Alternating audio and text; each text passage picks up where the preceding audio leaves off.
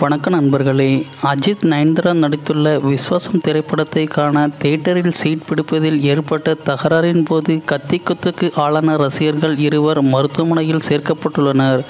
அஜித்குமார், நயன்தாரா உள்ளிட்டோர் நடித்துள்ள விஸ்வாசம் திரைப்படம் இன்று வெளியானது.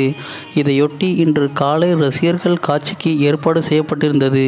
வேலூர் நகரில் உள்ள அலங்கார் திரையரங்கில் முதல் ஆளாய் படத்தை கண்டு சாதிக்கும் வேகத்தில் ரசிகர்கள் முண்டி அடித்து கொண்டு திரையரங்குக்குள் சென்றனர். அப்போது இருக்கைகளை பிடிப்பதில் ரசிகர்களின் இரு தரப்பினருக்கும் இடையே மோதல் ஏற்பட்டது.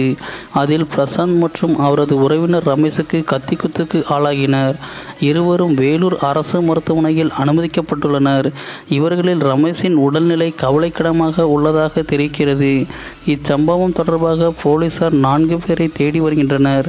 இந்த மாதிரி மேலும் பல தகவல்களை உடனுக்குடன் தமிழில் தெரிந்து கொள்ள நம்ம சேனலை இதுவரைக்கும் சப்ஸ்கிரைப் பண்ணலன்னா மறக்காமல் இப்போவே சப்ஸ்கிரைப் பண்ணிக்கோங்க.